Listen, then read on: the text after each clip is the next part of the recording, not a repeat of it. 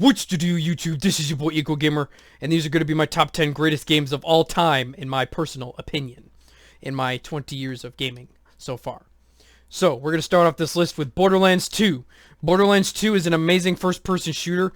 The game's dynamics and raid bosses are amazing. The split-screen gameplay with my brother was amazing. We spent hundreds of hours playing that. Handsome Jack is a great, funny, and antagonizing villain who's always routing some random joke on your characters as you're fighting his swarm of Hyperion minions, as well as,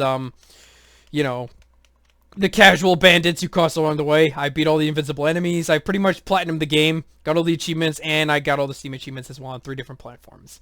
I love playing this game online with my friends, getting all the weapons in the game, playing through the amazing story with, Lilith and the others. The first game was good too, but 2 is definitely my favorite, and it's definitely one of the best games I've played, and everyone pretty much can agree on this, that it is a great first-person shooter in that ratio, and I highly recommend picking it up. It's pretty much available on like almost all systems you can get it on, so if you see it on sale or something, totally pick it up. An amazing game. Overall, that is definitely one of my favorite first-person shooters ever. Alright, next on my list is number 9, Persona 3. I played Persona 3, FES, Portable. This is definitely my favorite Persona game out of all of them, and I played 1, 3, 4, Golden, and 5. And I skipped Dancing All Night because that game was hot garbage. Persona definitely helped me through some difficult times when I was going through, the tough periods in my life psychologically and relationships-wise. This game really touched my heartstrings. The music is incredible. Building relationships with characters in the game is awesome. And the turn-based battling against personas, which are your shadows and other evil demons, is awesome. And the concept of death in the game is very moving in different aspects. So the game is very deep, awesome, and it's great combat as well. It's a very good JRPG. If you can get your hands on one, I definitely recommend playing the game. It's definitely one of the best Persona games out there you can get. Moving on to number 8, we have Spyro the Dragon that came out on the original PS1.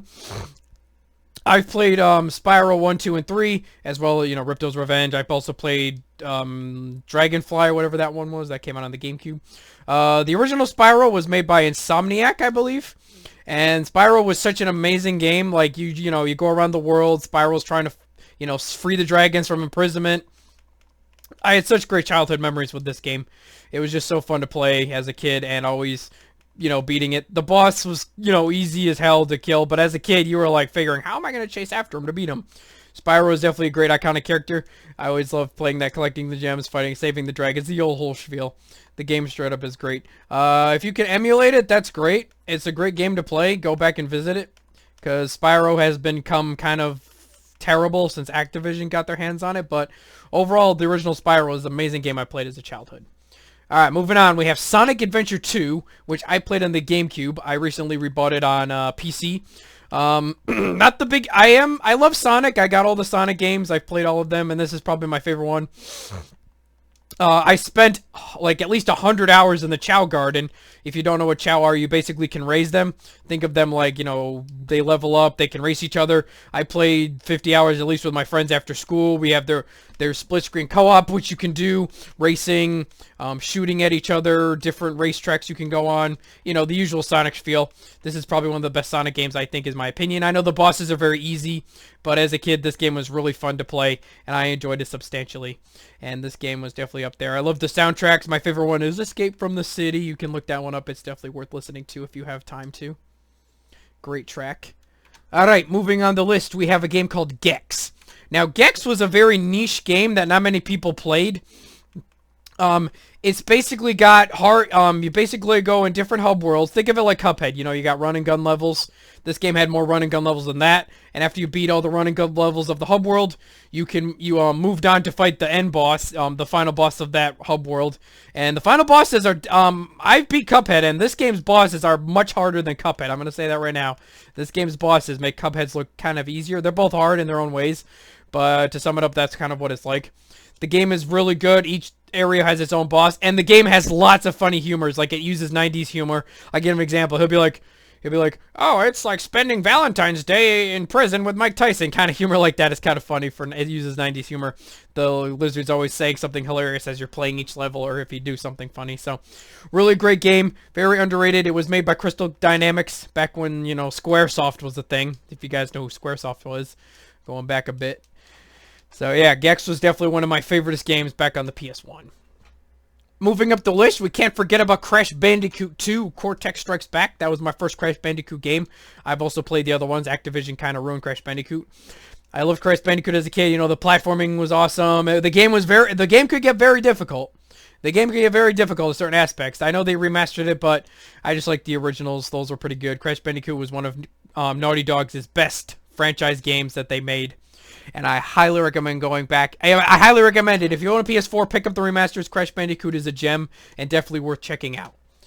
Alright, moving up the list, we got Resident Evil 4. Many people's cult classics. This is by far my favorite Resident Evil 4 game.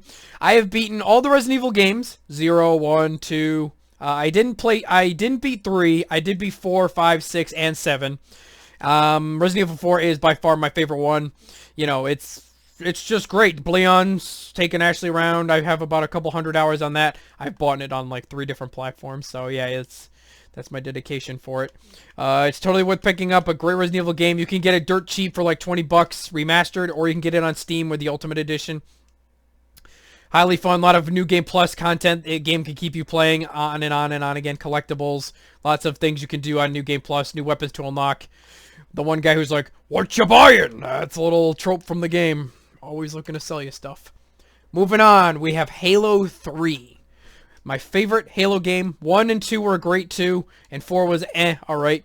But Halo 3, me and my friend, I played this game a shit ton in high school. This game was great. Me and my friends and my brother would always hang out after school playing split screen, going online, playing the campaign together on Legendary to see who would get the higher score overall. Love playing that game. Halo is one of my favorite franchises, and 3, I played that game religiously after school. That and Pokemon, but mostly Halo. That game was like my favorite 360 game back when Halo was good. It's still good today, but not as good as Halo 3 was. So, you know, Halo 3, there it is. Moving on, we have Metroid Prime. Now, I have played the 2D Metroid games, Metroid 1, Fusion, and Super Metroid. And Metroid Prime definitely brought the game from the 2D to the 3D in an amazing way. I like Metroid even more than Halo. That shows you how much I love Metroid. Metroid is so freaking good. Samus is amazing. Playing all the different, you know, the morph ball, the usual stuff. If you can play Metroid Prime, if you're waiting for the eShop or something, pick it up on there. This game is amazing. One of the best first-person shooters made by Nintendo. Probably the best first-person shooter made by Nintendo. This game is great. Go kill Dark Samus and all that good stuff. And for number 1, we have the first game I played as a kid. Pokemon Blue on the Game Boy Color or Game Boy.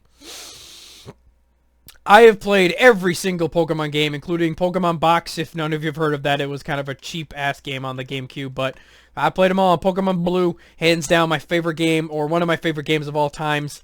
Pokemon Blue was just so amazing, you know, playing on the go as a kid. You're looking, you know, gotta play during the daytime to get that sunlight on the same, so...